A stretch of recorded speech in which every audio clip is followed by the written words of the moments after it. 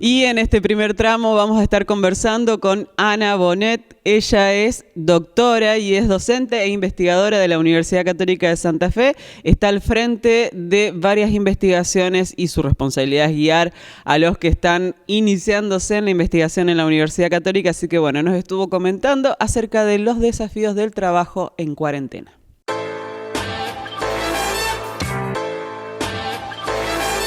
Ana, y estuvimos ya recorriendo varias de las facetas de la universidad y sabemos que la actividad no se detuvo. En el caso de la investigación, de tus equipos de investigación, ¿qué estuvo sucediendo durante este tiempo de pandemia?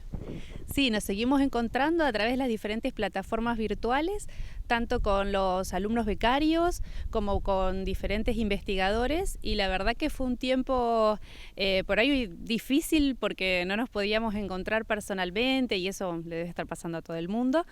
Pero a nivel de producción académica fue, por lo menos en nuestro equipo y lo que pude ver de la relación con otros investigadores, un tiempo bastante productivo porque al no tener otras actividades fuera de la casa, no tener otras ocupaciones,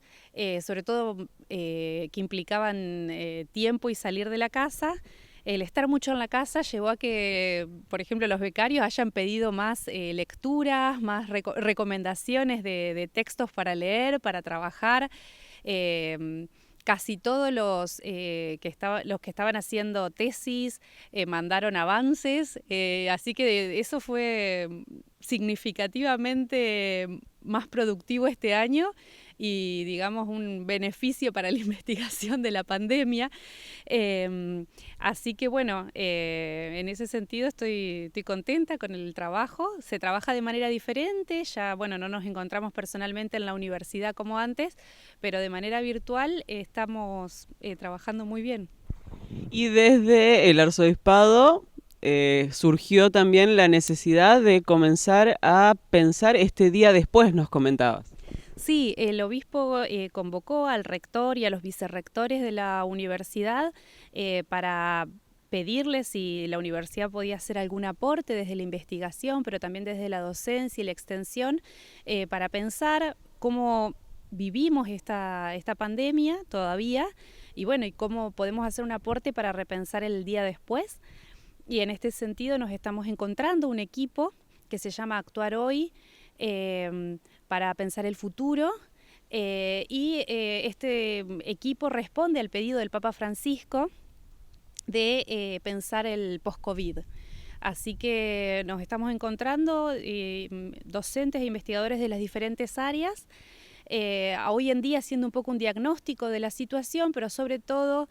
tratando de hacer reflexiones y algún aporte concreto, algunas acciones para contribuir desde las diferentes áreas de la universidad a pensar la pospandemia, sobre todo porque va a implicar repensar en muchos aspectos el modelo actual de vida, el modelo actual de desarrollo, de producción. Estamos viendo que hay una gran crisis social y ambiental que mostró la crisis del actual modelo de desarrollo, que si bien esto se venía diciendo hace rato, hoy en día fueron legitimadas todos esos reclamos. Entonces, bueno, en ese sentido estamos trabajando sobre esa revisión de ese modelo de desarrollo de las diferentes áreas.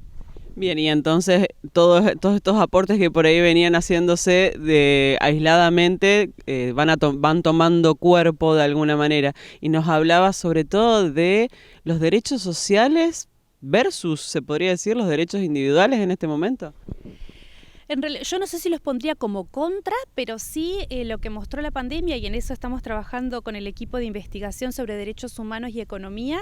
lo que mostró la pandemia es una legitimación de los derechos sociales, de los reclamos sobre los derechos sociales y ambientales que venían existiendo ya hace rato que se venía diciendo se necesita una mayor atención a los derechos sociales y ambientales, y paradójicamente durante la pandemia se legitimaron estos reclamos porque sobre todo sectores que tradicionalmente no estaban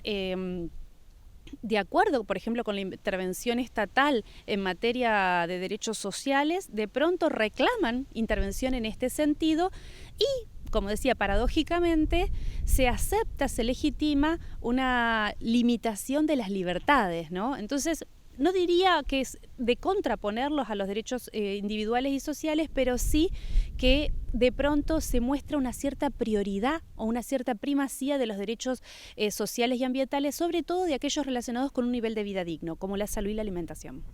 Y seguramente estamos viendo que los mayores desafíos van a venir por ese lado justamente, y la pandemia puede ser una oportunidad o puede que todo siga igual. Sí, nosotros tratamos de tomarlo como una oportunidad desde la perspectiva tanto del equipo de trabajo interdisciplinario de la universidad como desde el equipo concreto de investigación en derechos humanos, como una oportunidad para hacer un aporte, para repensar el modelo que venía diciendo antes de producción, de desarrollo centrado en la acumulación y en la búsqueda de ganancia, hacia una sociedad, como dice el Papa, más solidaria, más fraterna, lo cual implica ya repensar el modelo de desarrollo vigente, tratando de buscar alternativas, y en eso estamos trabajando. No sé si diría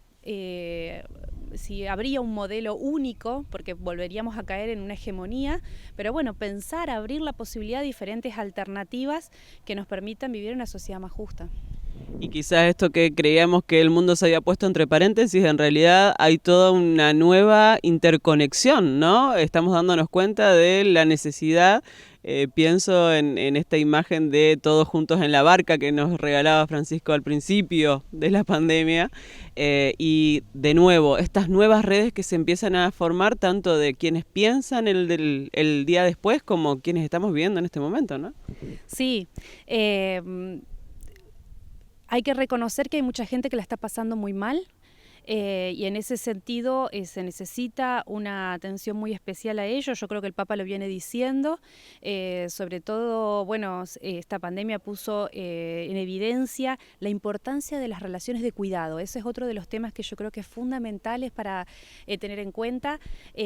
Hace falta, incluso desde el derecho, porque en el derecho no hay hasta ahora una mirada hacia eso, salvo en algunos discursos de los últimos años, pero en la recuperación de las relaciones de cuidado, por ejemplo, aquellos que cuidan ancianos, aquellos que cuidan niños, aquellos que cuidan enfermos, desde los médicos a los trabajos que tradicionalmente hicieron las mujeres dentro de la casa. Y por otro lado, la importancia de los derechos relacionados con un nivel de vida digno. Esas dos, y las actividades que tienen que ver con procurar este nivel de vida digno. Eso yo creo que no paró hasta ahora en la pandemia, sigue ahí vigente, siempre se movió porque no se puede parar.